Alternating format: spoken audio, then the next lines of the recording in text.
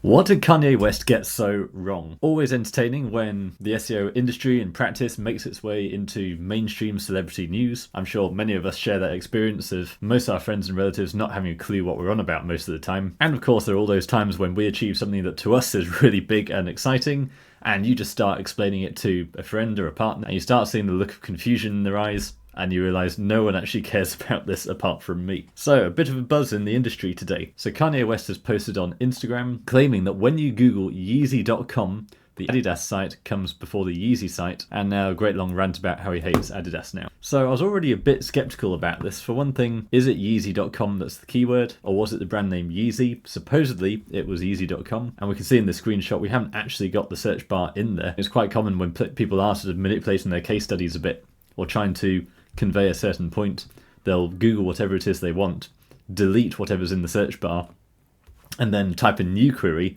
and then just not press enter. So it can make a nice screenshot, but of course if you're aware of these things, it's quite easy to see through it. So the fact we don't have any keyword here is pretty interesting. But generally speaking, what's going on here and what's gone wrong? So for one thing, it is pretty interesting that even for the actual domain name, Adidas seems to be on top. That is pretty unusual. There are plenty of opportunities for brand jacking where you can outrank a brand for its own branded traffic, the branded keyword, but the fact the keyword is the actual domain name, I'm kind of skeptical. That would imply something has gone very wrong. But if we ignore that for now, and let's just assume this is accurate, this is correct, then how would I potentially help out Kanye West in this case? So first of all, just on the face of it, we can see actually the Adidas site is more optimized for the Yeezy keyword than the actual Yeezy site is, because this is something I confront with business owners all the time. They're all about their sort of image and brand, especially if they're some cool startup, which is fair enough, but you really got to be quite basic in how you actually build your website and making sure you talk about exactly what you are, who you serve, what your product is. So actually having the styling of YZY and then the meta description as well is YZY. The only actual mention here of Yeezy.com is in the domain name itself. So this result is not looking particularly optimized for the actual full Yeezy brand name. Whereas if we look at the Adidas page, we can see Yeezy spelled out in the title, Yeezy spelled out in the meta description. So already just with on page, it looks like Adidas is winning. Now in the meantime, it appears that Yeezy.com is back up to number one, and now Adidas is nowhere to be seen. And we can see loads of news articles saying that Adidas has now taken down all of those pages. But if we come back to those SEO fundamentals for the time being, we can see here that Yeezy.com has actually only got a domain rating of 52. And I wonder how much of that has actually increased in just the last few days. We can take a look in a minute. Now, interestingly, if we look at the actual search results, back when we had Adidas.com, so I'm looking at the 6th of January 2025, so Adidas.com still had pages about Yeezy, and Adidas has a domain rating of 87. So you can see Yeezy.com is massively trailing behind, and this is why even if you have a good brand, it's still so important to build up your backlink profile, because big brands can simply wade in and steal your traffic. So this basically gets us into the realm of Parasite SEO and online reputation management. They're basically the same thing, and this is why Parasite SEO remains so important, and that's why I recommend you click the link in the description below, and you can download my Parasite SEO playbook absolutely free, and it contains all the contents of my Parasite SEO course, which you can get absolutely free in the book. Because what we're seeing here is all about that reliance on domain power. It's been a growing trend over the last few years that Google is placing more and more emphasis on authority and backlink power.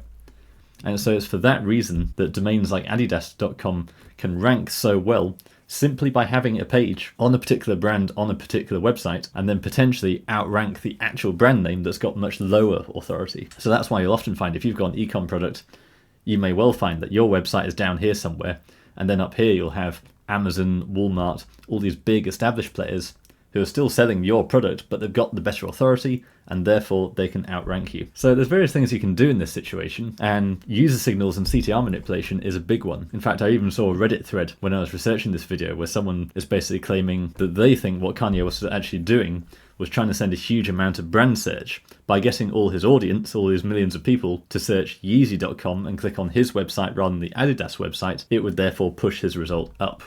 So I really like that theory. I don't quite agree with it because I'm not too sure that this screenshot is actually accurate. Now, rankings vary and fluctuate all the time, so it'd be perfectly understandable if Kanye did make a manual search on his phone, and on that particular point, that particular moment, Adidas did actually outrank Yeezy.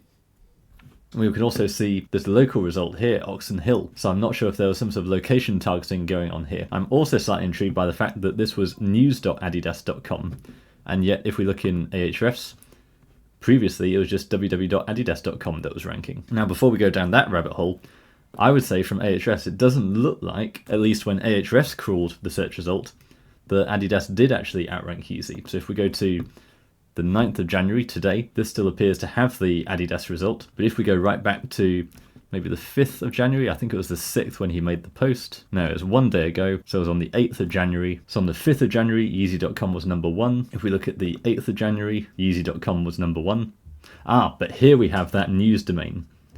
So news.adidas.com/Yeezy. And this is where that's now triggering a page not found. So I wonder if there was some sort of news update here which gave this particular link a temporary bump in rankings. So what could you actually do about it? User signals are actually a big one. I've known SEOs be hired by even political parties to actually shape Google results using tricks by basically getting paid ad traffic from foreign countries and sending that through to a particular site that you wanted to demote that result. And it was all about disrupting the page speed insights. By specifically targeting devices and locations with slow internet speeds, the idea was to drag down the page speed insight score and show that this page had a terrible load time. Plus, it's also terrible for the user experience because all those people clicking through on that ad were not getting what they wanted and then immediately clicked the back button, and that was therefore dropping these results. Is you power up your own results so you can have good CTR manipulation where either using people or bots, you search the keyword you want to rank for, they click on the result, but then it actually stays on that result and has a look around, clicks some internal links and shows that that page is actually performing really well for the search intent. Then you've got the off-page link building. If you are doing online reputation management and you're actually using all these other properties, like maybe you are using the Twitter, then you can use really low quality automated backlinks. If you pump a load of spammy backlinks into Instagram, Reddit, Twitter.com, you can probably push those results higher up to outrank something up here that you don't want there. And it's very unlikely to result in a penalty because is Google going to take down Twitter, Reddit, or Instagram? Probably not. So a few things there. The Yeezy domain is really too weak. So like I say, generally it should rank for its own brand name, but relatively speaking, that is a threat, having the domain rating too low. Now, by doing this post on Instagram, there doubtless has been a lot of publicity and media speculation, so that probably is getting a load of backlinks into the site as a form of digital PR. But this is what can go wrong if you sleep on SEO. Some people think, especially e-com sites, we're just going to rely on paid ads, they're converting really well for us. But then what you find is when people see that paid ad, they'll then Google the brand name to find out more about it.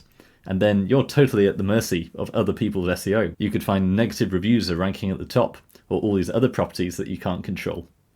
Maybe it's an affiliate who's promoting you, but they're then going to have to get the commission from the search that you created by driving paid traffic. So loads of people think you don't want to rank for your own brand urgently because you want to use SEO to reach audiences who don't know about you yet. But actually there's a lot of value in ranking for your own brand name. So continue to invest in SEO even if you are building these other projects and other marketing channels. And now just on the subject of reputation management, not only do you want to demote these other properties in SEO if you don't want them there, I'm not talking about this specific instance, I'm just talking more generally, but if you do have bad stuff there, like a negative review, or the Adidas site that you don't want there anymore, then you use Parasite SEO, you use powerful authoritative pages.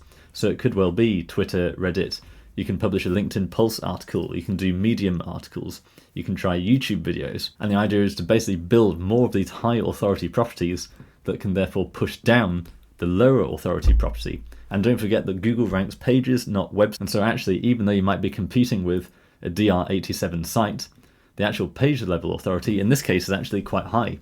But if you did want to push it down, for instance, the Instagram page, Instagram might have a DR of 99, but the actual page level authority is quite low. So if you wanted to, for instance, push the Wikipedia page up, we can see that Wikipedia has got a lower domain rating, but the URL rating is higher. It's actually got more backlinks pointing at the Wikipedia article. So if you took an automated tool like SEO Neo, GSA, something like that, and blasted a load of links at that Wikipedia article, there's a good chance you could actually push that much higher up. So a bit of a rambling one for you today, but good times. Loads of people are panicking, saying that SEO is dying, SEO doesn't work anymore, and then you get Kanye West coming out complaining about what the Google search results look like. So it's still really important, even if you're Kanye West, all that brand, all of that influence, and yet you're still at the mercy of your SEO, so don't sleep on it.